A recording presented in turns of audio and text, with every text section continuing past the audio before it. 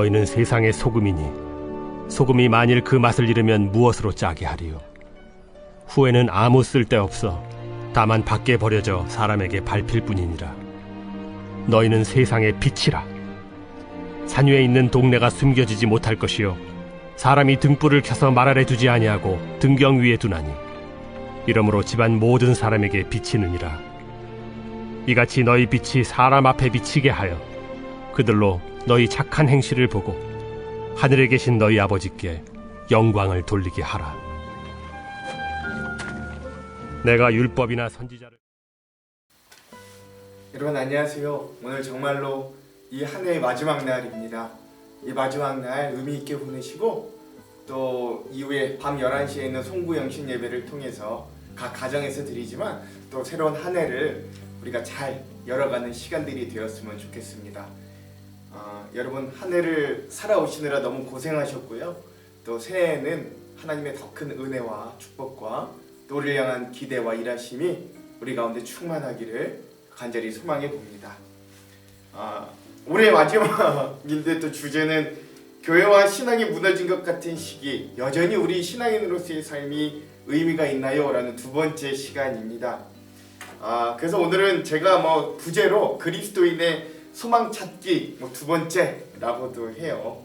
오늘날 손가락질 당하고 비판받는 기독교이지만 여전히 기독교 신앙이 우리 꼭 어떤 신앙의 영역만을 제외하고라도 우리의 삶 가운데 큰 의미와 존재를 가져야 하는 이유들을 여러분들과 함께 좀 마지막으로 좀 나눠보고 싶었습니다.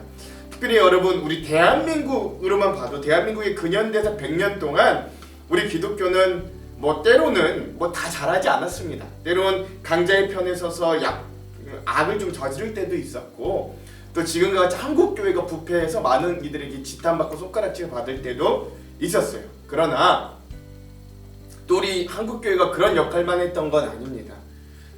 항상 굴곡진 이 역사 그곳에서 또 특별히 일본의 강점기 때는 33인의 독립선언 대표의 절반 이상을 우리 기독교인들이 감당했었고요. 또 수많은 민족이 특불이 되었던 민족의 지도자들을 우리 기독교인들이 배출했고요. 그래서 이 나라의 어떤 정말로 나라와 민족을 사랑하면서 건강한 지도자들을 배출했던 것도 우리 기독교 신앙이기도 합니다. 그리고 이 나라와 민족이 다시금 일어나도록 교육, 병원, 문화, 정치, 경제 등의 영역에서 선진국의 문물들을 적극적으로 도입하고 또 그런 기틀을 마련해준 그런 것도 여러분 우리 기독교가 일익을 감당했다. 이거는 한국 역사에서도 부정할 수 없을 거예요. 그렇죠? 이건 우리가 티를 내자 기독교가 이런 종교다라고 자랑하지 않은 것이 아니라 우리의 이러한 역사와 근원에 대한 자부심을 좀 기억하시고 다시금 우리가 이러한 세상의 소금과 빛의 역할을 잘 감당하는 자들로 다시 한번 오늘날 서보자라는 의미입니다. 그래서 오늘 우리가 함께 볼 영상은 친구나 이웃들에게 기독교를 좀 제대로 소개하고 싶을 때 볼 수 있는 이 교양으로서의 기독교, 우상의 진짜 의미, 교양인데도 은혜가 되는 기독교 라는 주제로 연세대 김학철 교수님의 CBS 잘자법 영상을 오늘 좀 더 우리가 한번 같이 공유했으면 좋겠어요. 이 영상 보시고 함께 나누시고 또 우리 기독교 신앙이 교회뿐만 아니라 우리나라 아니 전 세계 온 인류에게 어떤 의미를 가지고 있는지도 한번 살펴보는 시간이 되었으면 좋겠습니다. 영상 후에는 어노인팅 워십의 매일매일이라는 찬양을 함께 듣고 오늘 영상을 마무리하도록 하겠습니다. 그럼 여러분 이따가 밤 11시에 같이 송구 영신 예배로 뵐게요. 그럼 사랑하는 성도 여러분 새해 복 많이 받으십시오. 사랑하고 축복합니다. 오늘날 너무 많은 정보가 왔다 갔다 하잖아요. 수없는 정보가 쏟아져서 다 읽을 수가 없을 정도로 정보가 쏟아지는데 어떤 정보에 계속 노출되면 그것만 사실인 줄 알아요. 그럴 때 필요한 게 뭐겠습니까? 자기 생명을 지키고 공동체를 지키고 내 이웃과 내 가정을 지키기 위해서 중요한 것은 이 정보를 비판적으로 읽어내고 성찰하고 무엇이 더 유익한지를 가려내는 능력이라고 할 수 있을 텐데 그런 능력의 근원이 기독교 내에 가득합니다.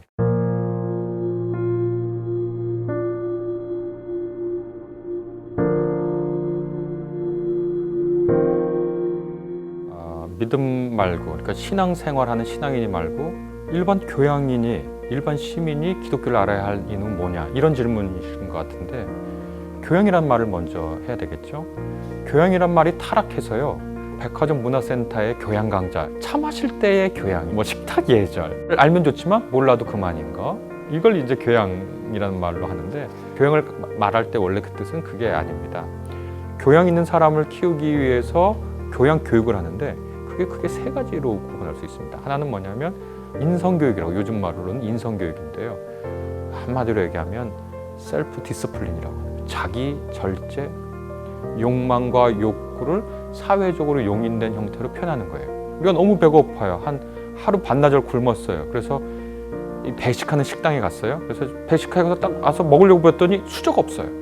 우리가 손으로 먹나요? 그렇지 않습니다. 가서 수저를 갖고 와서 먹어요.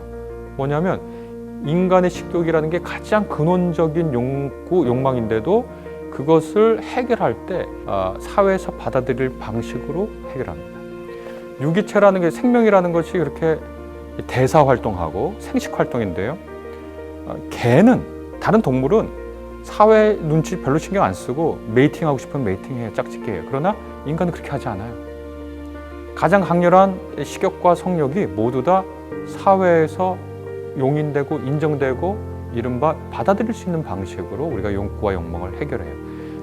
그런 차원에서 나아가서 존경하고 우러러보고 또 우아한 방식, 또 경탄할 만한 방식으로 덕을 실행하는 거, 이게 교양의 하나의 측면이고, 두 번째로는 이 세상을 살 때에 기본적으로 알아야 할 원리들에 대한 지식이거든요. 그러니까 인간은 누구다? 사회라는 건 무엇이다? 역사는 무엇이다? 수라는 건 뭐고? 기하학이라는 건 뭐고? 인간과 사회와 자연의 기본 원리를 습득하는 걸 교양이라고 하고, 또 하나의 측면은 뭐냐면 이건 소크라테스의 전통인데 해방시키는 거예요. 그러니까 비판적 사고, 창조적 사고, 의사소통의 능력이고, 사실 교양이란 말은 그렇게 큰 말입니다. 그래서 그런 차원에서 그럼 기독교를 알아야 할 필요가 있느냐? 저보고 물어보면 당연히 알아야 된다고 생각합니다. 일단 첫 번째 인성교육이라는 측면, 기독교는 인간이 갖춰야 할 인성의 중요한 요소들, 예를 들면 자기절제, 그 다음에 지혜, 또 사랑, 관용, 다른 사람에 대한 배려, 헌신, 희생, 이러한 덕목들로 꽉 찬 종교입니다. 이 종교가 어떻게 그러한 것을 행해왔는지 배운다는 건 매우 중요하고, 또 어떤 방식으로 그걸 실해왔는지 배운다는 것은 어느 종교를 막론하고 종교나 비종교를 떠나서 들여다볼 가치가 있다고 생각합니다. 둘째, 기독교를 모르고서는 오늘날 세계를 이해할 수 없는데요. 기독교 인구가 현재 통계로 33에서 34%입니다. 세계 인구의 10명 중에 3명 혹은 4명이 기독교인이에요. 그 사람들이 무엇을 믿고 있는지 모르고 이 세상을 이해할 수 있을까요? 이해할 수 없습니다. 현재. 지금 기독교 문명권이 사실은 세계를 지배하고 있습니다. 우리가 다 지금 서양에서 온 옷을 입고 있어요. 제가 오늘 한복을 입고 나오면 저분 오늘은 좀 특이하게 입고 오셨네 이렇게 얘기합니다. 되게 웃기죠? 한국 사람이 한복을 입었는데도 특이한 옷을 입었다고 그래요. 그건 뭐냐면 우리가 거의 지금 물질 문화가 서양화되어 있습니다. 서양에서 나온 거예요. 그런데 서양을 이해하려면 기독교를 이해해야 합니다. 뭐 어떤 학자들은 기독교가 서양에서 더 이상 주류 종교가 아니라고 얘기하지만, 교회에 가지 않아도 그곳은 기독교 문명권 안에서 기독교적 사고, 기독교 윤리를 하는 데거든요. 2000년의 기독교 역사가 서양을 중심으로 발달했는데 2000년의 그 역사를 제하면 서양 문명이라는 것을 찾아볼 수가 없어요. 단적으로 얘기해서 가장 세계에서 유명한 박물관인 프랑스 파리의 루브르를 간다고 해보면, 루브르에서 기독교 관련 유적을 빼면 과연 뭐가 많이 남아있을까요? 런던 브리티시 뮤지엄, 바티칸 뮤지엄, 스페인의 프라도 미술관, 유럽의 10대, 11대 미술관, 기독교 관련 유적을 빼면 정말 볼품없을 겁니다. 인간과 사회와 또 역사를 이해할 때 기독교를 빼놓고 이해할 수 없죠. 세 번째로, 기독교에서 오늘날 제가 생각할 때 가장 중요한 해방시키는, 인간을 자유롭게 하고 창조적 사고를 할 때 가장 중요하다고 생각하는 것 중에 하나가 바로 비판 정신인데, 기독교의 성서에 보면 처음부터 끝까지 이른바 우상 비판에 대한 얘기가 있거든요. 십계명을 보면 너 함부로 신상을 만들지 말아라. 이런 얘기가 뭐냐면 인간이라는 것이 자기가 발견한 진리, 자기가 만난 신이 있으면 그 신에 직접적으로 매달리거든요. 시간이 변하고 환경이 변하고 하나님이 자신의 모습을 좀 더 확장해서 계시하는데도 불구하고 늘 거기에 매달려 있어요. 자기가 발견한 진리의 한 조각을 진리의 전체인 양 살아요. 기독교의 우상 비판은 뭐냐면 네가 알고 있는 그것을 근원적으로 회의하라는 겁니다. 그러니까 교양의 딱 세 차원을 기독교는 정확하게 얘기하고 있어요. 해방하는 정신, 이 세상을 살 때 꼭 알아야 할 근본 원리, 그리고 인성의 차원. 그러니까 믿음 말고 교양을 갖추는 교양인이 된다는 것은 기독교를 벗어나서는 이룰 수 없는 길이다, 이렇게 얘기할 수 있겠습니다. 우상이란 말, 아이돌이란 말인데 아이돌, 그리스에서 온 거예요. 그냥 이미지란 뜻이에요, 이미지. 그러니까 이미지죠. 우상 비판이란 건 이미지 비판이에요. 우상이라는 건 뭘까요? 그것은 우리에게 힘을 약속하고 풍요를 약속하고 번영을 약속하는 거거든요. 오늘 우리 사회에서 힘을 약속하고 번영을 약속하고 풍요를 약속하는 게 뭘까요? 많은 사람들이 대답할 겁니다. 공통되게 대답할 겁니다. 돈이라고. 종교를 배운다는 건, 기독교인이 된다는 건 그게 정말 그런지 묻는 거예요. 돈이 정말 힘을 주는가? 돈이 정말 풍요를 주는가? 돈이 정말 번영을 주는가? 그리고 모두가 믿고 동의하는 그 세계관에 도전하는 거예요. 정말 그런가? 늘 성경에서 얘기하는 건 뭐냐면, 아니 그게 아니라 야훼 신이다, 이렇게 얘기하거든요. 야훼다. 그러니까 그 풍요와 다산과 농경의 신은 바알이라는 신인데, 바알은 주인이라는 뜻이에요. 원래 이 바알 신은 황소를 타고 나타나요. 풍요롭다는 거거든요. 힘이 세고 번영을 약속해요. 오늘날에는 이제 돈, 자본이 됐지만 모두 다 거기에 가서 고개를 숙여요. 그렇지, 돈을 벌려고 우리가 고개 숙이잖아요. 아침부터 저녁까지. 야, 너 어떻게 살았으면 좋겠어? 하면 머릿속에 상상하는 게 일단 복권을 당첨되는 거예요. 아니면 내가 산 주식이 엄청나게, 혹은 내가 사면 암호화폐가 어마어마하게 1000배로 오르는 거예요. 그리고 나서 자기가 살고 싶은 삶을 생각해요. 근데 묻는 거예요. 정말 돈이 너한테 생명을 주는가? 너를 번영시키는가? 너를 풍요롭게 하는가? 세세하게 한번 분석해보면 그게 아닐 거예요. 돈은 수단이에요. 내가 뭘 하고 싶은데 수단이에요. 그렇잖아요? 돈 자체를 좋아하는 사람은 요즘 말로 하면 변태입니다. 페티시즘이라 그래요. 그거 원래 종교학에서 나온 용어거든요. 페티시즘은 어떤 사물 자체에 집착하는 거예요. 이거 웃긴 건데 뭐냐면 사막을 걸어갈 때는 물이 다이아몬드보다 더 중요해요. 다이아몬드 없으면 살아요, 사막에. 그러나 물이 없으면 못 살아요. 이 사람이 그걸 보니까 다 자기가 들고 있는 병 하나에 줄 서가지고 막 사람들이 그러니까 요 병을 가지고 끝까지 지키면서 사막 밖을 나갔어요. 그러면 그 물이 뭐가 되죠? 아무것도 아닌 게 되잖아요. 그냥 물이잖아요. 흔한 물. 그런데 사막을 벗어나고서도 요 물을 굉장히 중요하게 생각하는 거, 이거 페티시즘의 일종의 바보 같은 짓이잖아요. 돈은 돈 자체가 좋은가요? 돈 이렇게 보면 우리나라의 제일 고액권이 5만 원짜리 지폐인데 그 지폐 자체가 그렇게 좋아요? 그게 아니에요. 통장에 이렇게 숫자 이렇게 쭉 기분 굉장히 좋아요. 많으면 많을수록 좋아요. 근데 그 숫자가 좋아요? 그게 아니에요.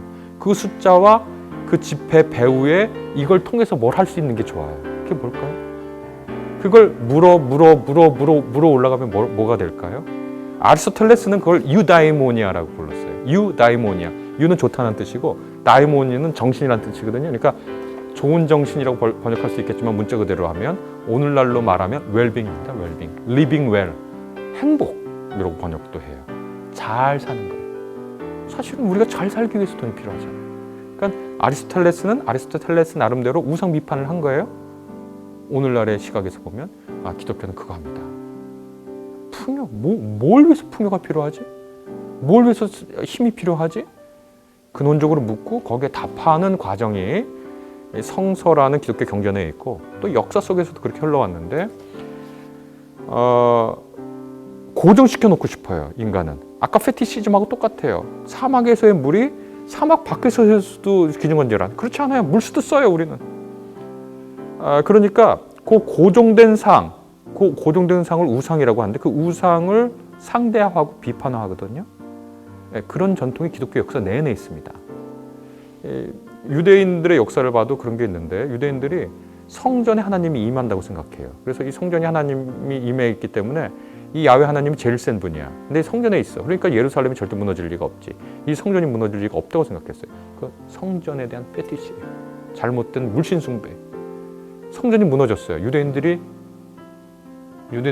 세계가 무너진 거거든요. 그때 생각해봐요. 신은 어디에 있는가? 그들의 대답은 뭐였냐? 예루살렘 성전이 맨 처음에 무너지고 솔로몬이 세운 신은 모든 곳에 있구나. 이렇게 생각하게 된 거거든요. 신이 예루살렘 성전에만 있는 줄 알았는데 이 사람도 유대인들이 강제로 끌려와서 바빌론 제국 여기저기 흩어지고 바빌론이라는 도시에 가서 딱 봤더니 신이 여기 있어. 여기도 신이 있는 거예요.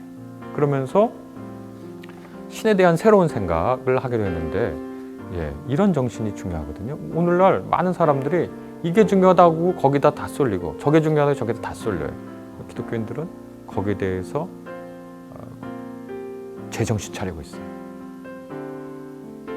비판적으로 생각해요. 뒤집어봐요. 동의해주지 않아요, 선뜻. 이런 자세들이 오늘날 그 대량 정보 사회에서 매우 중요한 것이 아닌가. 오늘날 너무 많은 정보가 왔다 갔다 하잖아요. 수없는 정보가 쏟아져서 다 읽을 수가 없을 정도로 정보가 쏟아지는데 어떤 정보에 계속 노출되면 그것만 사실인 줄 알아요.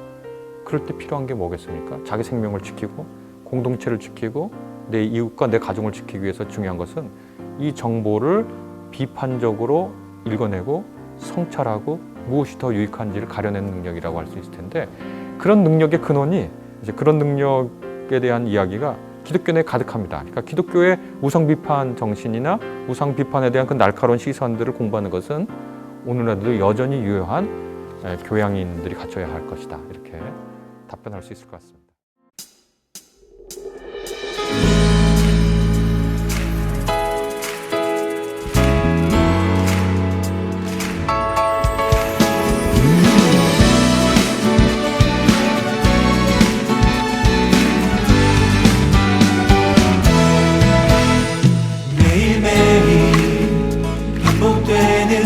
속에 하루하루 선택이란 갈림길에 치열하게 살아가는 우리들의 시간 속에 매일같이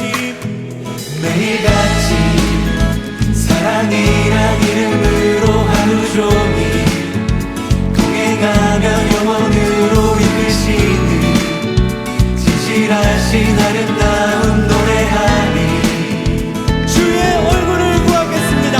주의 얼굴을 구하는 이 자리 반가운 주의 음성으로 가물어 메마른 우리의 목마름을 채우고